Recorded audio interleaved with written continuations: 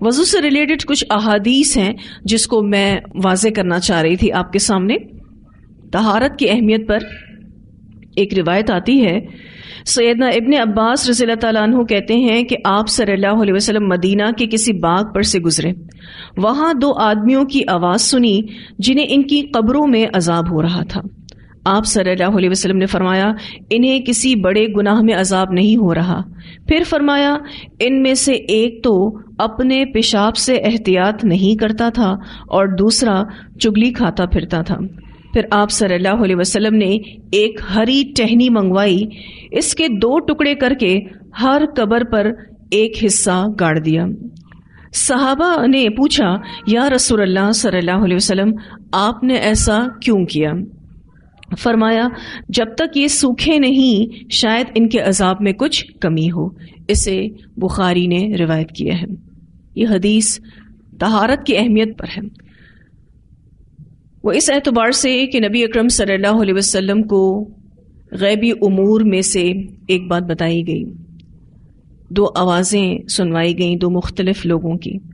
ساتھ میں یہ بھی بتایا گیا کہ ان دونوں لوگوں کی قبروں میں ان کو عذاب ہو رہا ہے. وجوہات بھی بتائی گئیں کہ کن وجوہات کی بنا پر ان پر عذاب ہو رہا ہے. ایک وہ شخص جو اپنے پیشاب سے احتیاط نہیں کرتا تھا، یعنی پیشاب کے چھینٹوں سے بچتا نہیں تھا، ناپاک رہتا تھا. اور دوسرا چگلی کھاتا پھرتا تھا، یعنی دوسروں کی عزتیں اچھالتا تھا. اب بذریعہ وحی نبی اکرم صلی اللہ علیہ وسلم کو یہ بات بتائی گئی. اس سے امت کو اس بات کا احساس دلانا ضروری ہے کہ ہمیں جسمانی طہارت کا بھی خیال کرنا ہے اور اخلاقی طہارت کا بھی خیال کرنا ہے. پھر رسول اللہ صلی اللہ علیہ وسلم نے ایک ہری ٹہنی منگوائی اور اسے 2 ٹکڑے کر کے دونوں قبروں کے اوپر لگا دیا. صحابہ کرام نے بڑا ہی انوکھا سا عمل دیکھا تھا نبی اکرم صلی اللہ علیہ وسلم کا، اس لیے پوچھ بھی لیا. تو رسول اللہ صلی اللہ علیہ وسلم نے بتایا کہ یہ عمل میں نے اس لیے کیا ہے کہ جب تک یہ ہری رہیں گی تب تک ان کے عذاب میں امید ہے کہ کچھ کمی واقع ہو جائے. اب یہ عمل بھی بذریعہ وحی ہی نبی اکرم صلی اللہ علیہ وسلم کو بتایا گیا اور یہ اسی وقت کے لیے خاص تھا اور صرف نبی اکرم صلی اللہ علیہ وسلم کے لیے خاص تھا. اگر یہ عمل کہ قبروں پر پلانٹس لگائے جائیں، درخت لگائے جائیں یا پھول چھڑکے جائیں، یہ عمل کنٹینیو کرنا ہوتا تو لازماً نبی اکرم صلی اللہ علیہ وسلم اس بارے میں بتاتے. لیکن ایسی کوئی بات نبی اکرم صلی اللہ علیہ وسلم نے نہیں کہی اور نہ ہی آئندہ اس عمل کو دہرایا، اور نہ نبی اکرم صلی اللہ علیہ وسلم کے اصحاب نے اس عمل کو دہرایا. بیسیکلی اس حدیث کے فقہ کو سمجھنے کی ضرورت ہے کہ اس میں بات کیا ہو رہی ہے. اس میں امت کو 2 برے اعمال سے بچنے کی تلقین کی جا رہی ہے، کیونکہ یہ وہ برے اعمال ہیں جن کی وجہ سے عذاب قبر ہوگا. یعنی عذاب کب سے شروع ہو رہا ہے؟ قبر سے ہی شروع ہو رہا ہے. پھر طہارت کی فضیلت پر روایت ملتی ہے. امام مسلم نے ابو مالک اشعری رضی اللہ تعالیٰ عنہ کی روایت بیان کی ہے. رسول اللہ صلی اللہ علیہ وسلم نے فرمایا طہارت نصف ایمان ہے. طہارت کو نصف ایمان کہا گیا. الحمدللہ کہنا میزان کو بھر دیتا ہے. سبحان اللہ اور الحمدللہ کہنے سے آسمان اور زمین کا خلا بھر جاتا ہے. نماز نور ہے، صدقہ دلیل ہے، یعنی ایمان کی، صدقہ ایمان کی دلیل ہے.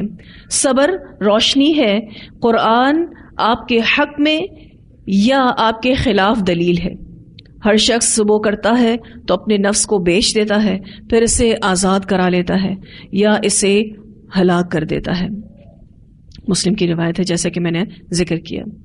اب آپ دیکھیں تو اس حدیث کی ابتدائی لائن یہ ہے کہ طہارت نصف ایمان ہے. مسلمانوں کو اس حدیث سے واضح کر دیا گیا کہ کتنا ضروری امر ہے خود کو پاک اور صاف رکھنا. پھر وضو کے بارے میں ہم نے پڑھا تو کچھ ایسے امور جن سے وضو ٹوٹ جاتا ہے. یہ بات ہم سورہ نساء میں بھی واضح کر چکے ہیں، لیکن کچھ وضاحت اور کرنا چاہ رہی تھی ایک روایت ہے، سیدنا ابو ہریرہ رضی اللہ عنہ کہتے ہیں کہ میں نے آپ صلی اللہ علیہ وسلم کو یہ کہتے سنا ہے کہ جس شخص کو حدث ہو اس کی نماز قبول نہیں ہوتی جب تک وضو نہ کر لے۔ حضر الموت کے ایک آدمی نے مجھ سے پوچھا، ابو ہریرہ حدث کیا ہوتا ہے؟ یہ ایک جگہ ہے حضر الموت، وہاں کے ایک شخص نے حضرت ابو ہریرہ سے پوچھا یہ حدث کیا ہے؟ میں نے کہا ہوا کا خارج ہونا۔ اسے بخاری نے روایت کیا ہے، یعنی ہوا کے خارج ہونے سے وضو ٹوٹ جاتا ہے۔ آپ کو یاد ہوگا میں نے وضو ٹوٹنے کا ایک اصول بھی بتایا تھا کہ سبیلین سے کوئی بھی چیز خارج ہو، خواہ وہ لکوڈ کی شکل میں ہو، خواہ وہ سالڈ کی شکل میں ہو یا گیس کی شکل میں ہو، وضو ٹوٹ جاتا ہے۔ سبیلین وہ دو شرمگاہیں جو اللہ تعالیٰ نے ہم سب کو عطا کی ہیں، ٹھیک ہے؟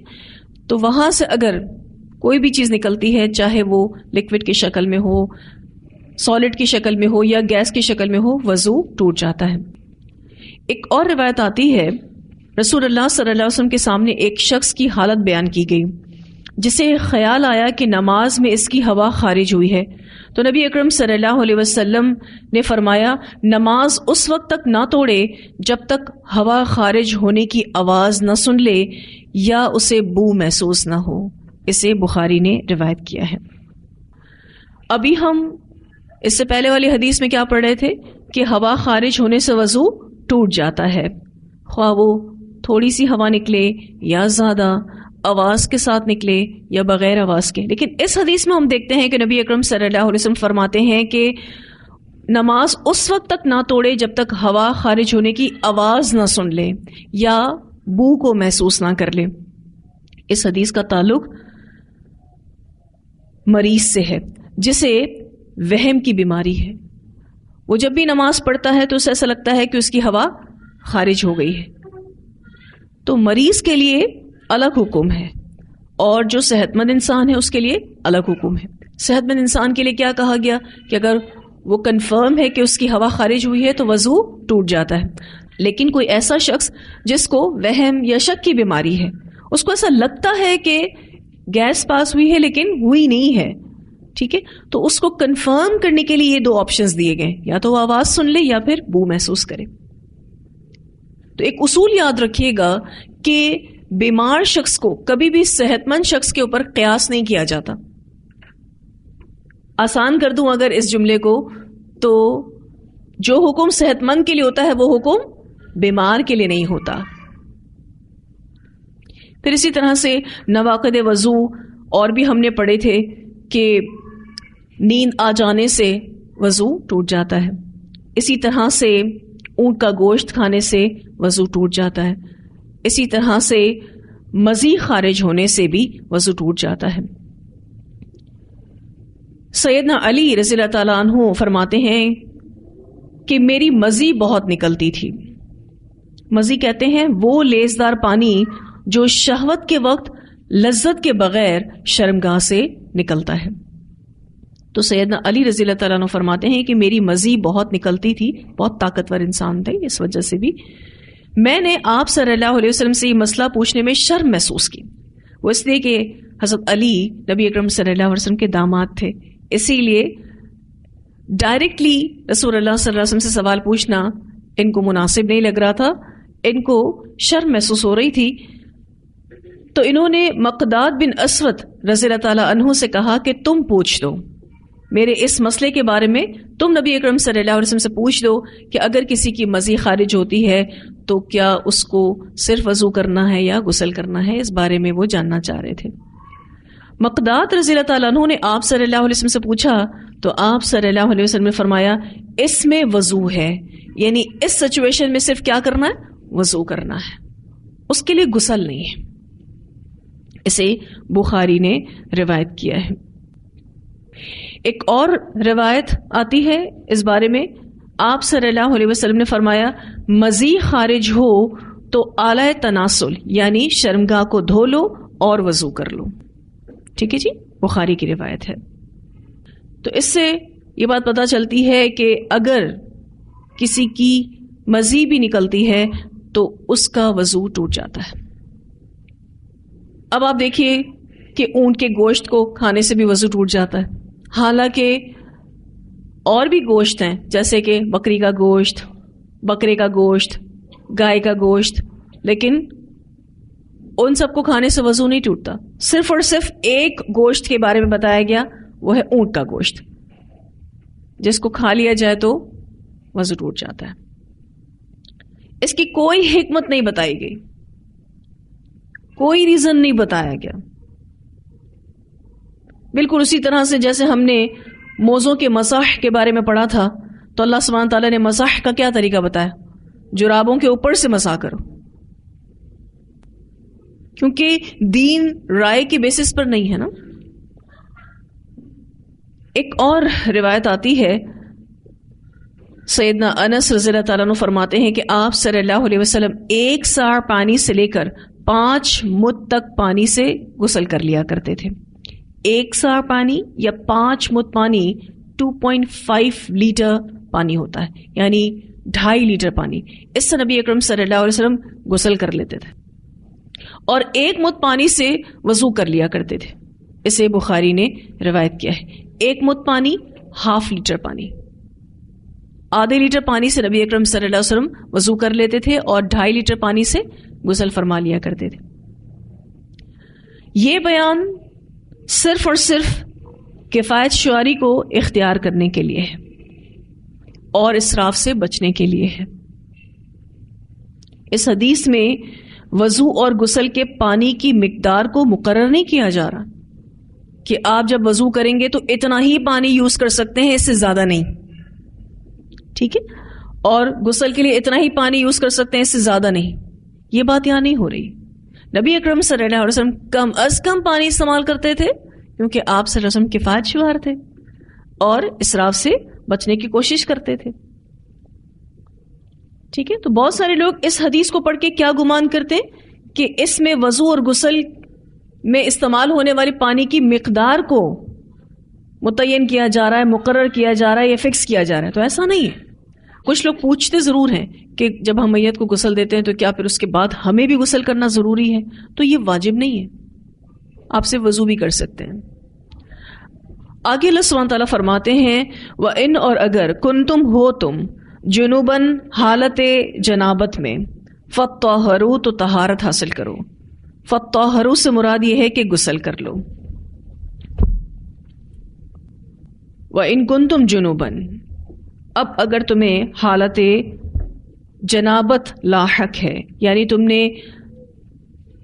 ہم بستری کی ہے یا تمہیں احتلام ہو گیا ہے، تو پھر غسل کیا کرو. صرف وضو کافی نہیں ہے. حالت جنابت 4 ہیں، جس میں پہلی حالت ہم بستری کرنا، صحبت کرنا، شوہر بیوی کے تعلق کے بعد جو حالت ہوتی ہے وہ حالت جنابت ہے. اسی طرح سے انزال منی کا خارج ہونا. پھر تیسری حالت احتلام، ویٹ ڈریمز جس کو کہا جاتا ہے، اور چوتھی حالت حیض اور نفاس. حیض اور نفاس کا فرق آپ کو پتہ ہونا چاہیے. حیض وہ خاص ایام جو ہر عورت کو ہر مہینے گزارنے ہوتے ہیں، ٹھیک ہے، اور نفاس وہ خون جو بچے کی پیدائش کے بعد یا ابارشن کے بعد جاری ہوتا ہے. نفاس کی مدت کم از کم کچھ بھی ہو سکتی ہے اور زیادہ سے زیادہ 40 دن ہے. یہ ساری حالت جنابت ہیں. نمبر 1 شوہر اور بیوی کے تعلق کے بعد کی حالت. نمبر 2 انزال منی. نمبر 3 احتلام. اور نمبر 4 حیض و نفاس. اللہ سبحانہ تعالیٰ فرماتے ہیں وَإِن كُنتُمْ جُنُوبًا اور اگر ہو تم حالت جنابت میں فَطَّهَرُوا تو طہارت حاصل کرو. مراد یہ کہ غسل کرو. اب تمہارا وضو کافی نہیں ہے. یہ بات ہم سورہ النساء میں بھی پڑھ چکے ہیں. آیت نمبر 43 اللہ سبحانہ تعالیٰ فرماتے ہیں یا ایھا الذین آمنوا لا تقربوا الصلاة وأنتم سكارى حتى تعلموا ما تقولون ولا جنوبا إلا عابري سبيل حتى تغتسلوا. اے لوگوں جو ایمان لائے ہو، نماز کے قریب نہ جاؤ اس حال میں کہ تم نشے میں ہو، یہاں تک کہ تم جانو جو کچھ تم کہتے ہو، اور نہ اس حال میں کہ جنبی ہو، مگر راستہ عبور کرنے والے یہاں تک کہ غسل کر لو. جیسا کہ میں نے آپ کے سامنے ابھی ذکر کیا کہ فطہروا سے مراد غسل جنابت ہے. غسل جنابت کا طریقہ دوہرا لیتے ہیں. ایک روایت آتی ہے، میمونہ رضی اللہ تعالی عنہا بیان کرتی ہیں کہ رسول اللہ صلی اللہ علیہ وسلم نے غسل کا ارادہ فرمایا تو سب سے پہلے دائیں ہاتھ سے بائیں ہاتھ پر پانی ڈال کر دونوں ہاتھ دھوئے، پھر دائیں ہاتھ کے ساتھ بائیں ہاتھ پر پانی ڈالتے ہوئے شرمگاہ کو دھویا، پھر بایاں ہاتھ جس سے شرمگاہ کو دھویا تھا زمین پر رگڑا، پھر اسے دھویا، پھر کلی کی اور ناک میں پانی ڈالا، پھر چہرہ دھویا، پھر کوہنیوں سمیت ہاتھ دھوئے، پھر 3 بار سر پر پانی ڈالا اور بالوں کی جڑوں تک پانی پہنچایا، پھر تمام بدن پر پانی ڈالا، پھر جہاں آپ نے غسل کیا تھا اس جگہ سے ہٹ کر پاؤں دھوئے. اسے بخاری نے روایت کیا ہے. سب سے پہلے اپنی شرمگاہ کو دھونا ہے، ہاتھ دھوئے، پھر اس کے بعد شرمگاہ کو دھونا ہے اور پھر وضو کی طرح وضو کرنا ہے. اور وضو نہیں ہوتا جب تک کہ آپ بسم اللہ نہ پڑھیں. ٹھیک ہے، تو بسم اللہ پڑھ کے پھر وضو شروع کیا جائے گا. اور وضو کرنے کے بعد آپ دیکھیں تو اس سٹیپ پر جہاں سر کا مسح کیا جاتا ہے، رسول اللہ صلی اللہ علیہ وسلم نے سر کا مسح نہیں کیا. وہ اس لیے کہ سر پورا ہی نبی اکرم صلی اللہ علیہ وسلم نے دھو لیا تو مسح کی ضرورت نہیں رہی. پھر اس کے بعد پورے جسم کو دھویا، اور پورے جسم کو دھونے کے بعد لاسٹ میں نبی اکرم صلی اللہ علیہ وسلم نے اس جگہ سے ہٹ کے جہاں غسل فرمایا تھا اپنے پاؤں دھوئے. یہ غسل جنابت کا مسنون طریقہ ہے. سوال یہ پیدا ہوتا ہے کہ کیا غسل جنابت کے لیے وضو ضروری ہے؟ تو جی ضروری ہے. ٹھیک ہے، وضو کے بغیر غسل جنابت نہیں ہوتا. تو اسٹیپ بائی اسٹیپ آپ کو یہ ساری باتیں کلیئر ہونی چاہیے. سب سے پہلے ہاتھ اچھے سے دھونا ہے، پھر اس کے بعد شرمگاہ کو دھونا ہے، شرمگاہ کو دھونے کے بعد پھر ہاتھوں کو اچھے سے دھونا ہے. نبی اکرم صلی اللہ علیہ وسلم نے اس کو رگڑا، اٹ مینس آپ کسی سوپ سے، کسی ہینڈ واش سے، ٹھیک ہے، اس کو دھو لیں. نبی اکرم صلی اللہ علیہ وسلم کے دور میں چونکہ فرش کچے تھے تو وہ مٹی جو تھی اس سے نبی اکرم صلی اللہ علیہ وسلم نے اس کو رگڑ لیا. تو اس ترتیب کو آپ نے یاد رکھنا ہے، غسل جنابت کی ترتیب کو. سب سے پہلے ہاتھوں کو اچھے سے دھونا ہے، پھر شرمگاہ کو اچھے سے دھونا ہے، پھر شرمگاہ کو دھونے کے بعد دوبارہ ہاتھوں کو اچھے سے دھونا ہے، پھر بسم اللہ پڑھیں گے، پھر وضو کی طرح وضو کریں گے. اور اس سٹیپ پر جب آپ سر کا مسح کرتے ہیں اس ٹائم پر بالوں کو واش کر لیں گے، پھر پورے جسم کو واش کر لیں گے، پھر آپ سارا پانی جو نہانے کا تھا اس کو وائپ آؤٹ کر کے، ٹھیک ہے، کیونکہ اب تو پکے فرش کے باتھ روم ہوتے ہیں تو پورا پانی وائپ آؤٹ کر کے پھر فائنلی آپ پیر دھو لیں گے. آپ کا غسل جنابت ہو گیا. بہت سارے لوگ غسل جنابت اور جو روزانہ آپ ڈیلی باتھ لیتے ہیں اس میں فرق نہیں کر پاتے. ان دونوں میں فرق ہے. ٹھیک ہے، اگر آپ ایز اٹ از سننا کو فالو کرتے ہیں تو یہ غسل جنابت ہے، اور اگر آپ ایسے ہی باڈی واش کر لیتے ہیں، جسم کے کسی حصے کو واش کر لیتے ہیں، سر نہیں دھوتے، تو وہ غسل جنابت نہیں ہے. اگر ہم سنت کے مطابق ہر غسل کو کریں تو بہت اچھا ہے، آپ کا غسل کرنا بھی عبادت بن جائے گا انشاءاللہ تعالی. لیکن غسل جنابت تو ہوتا ہی نہیں اگر ہم سننا طریقے پر اس کو نہ کریں. جیسی ہدایات سنت میں ہیں ان ہدایات کو فالو کریں گے تو ہی غسل جنابت ہوگا. ایک اور بہت میجر فرق جو حالت جنابت کے حوالے سے ہم خواتین کو معلوم ہونا چاہیے۔ ایک حالت جنابت شوہر اور بیوی کے تعلق سے ہوتی ہے، ایک حالت جنابت حیض اور نفاس کے اعتبار سے ہوتی ہے۔ حیض اور نفاس کے لیے جو غسل جنابت کیا جاتا ہے وہ اس طریقے سے تھوڑا سا ایڈیشنل فرق ہے، یعنی ایز اٹ از یہ طریقہ تو آپ فالو کریں گے ہی کریں گے، لیکن اگر آپ غسل حیض کر رہے ہیں تو آپ کو اپنے پورے بالوں کو واش کرنا ضروری ہے۔ اب آپ صرف جڑوں کو تر نہیں کر سکتے، بالوں کو کھولنا ہوگا، پورا صحیح سے واش کرنا ہوگا غسل حیض میں۔ دوسرا فرق، جب آپ حیض سے فارغ ہوتی ہیں اور غسل جنابت کرتی ہیں تو آپ نے اپنی شرمگاہ کو معطر بھی کرنا ہے، اس بارے میں بھی حدیث ملتی ہے۔ اب چونکہ ہم شیمپو اور سوپ یوز کرتے ہیں نہانے میں تو آلریڈی ہماری باڈی معطر ہو جاتی ہے، لیکن یہ کہ آپ سننا کو اور اچھے سے فالو کرنے کے لیے کر سکتے ہیں کہ جیسے آپ غسل حیض سے فارغ ہو جاتی ہیں، ٹھیک ہے، غسل حیض یا غسل جنابت جو بھی کہہ لیں، آپ اس سے فارغ ہو جاتی ہیں تو پھر آپ کیا کریں کہ کوئی بھی خوشبو شرمگاہ پہ لگا لیں۔ اس سے جو طہارت ہے اس کا احساس اور بڑھ جائے گا، کیونکہ حیض کے خون کی ایک سمیل ہوتی ہے، اس کو ختم کرنے کے لیے اور ایک تازگی کا احساس دینے کے لیے یہ دو ایڈیشنل چیزیں بتائی گئی ہیں۔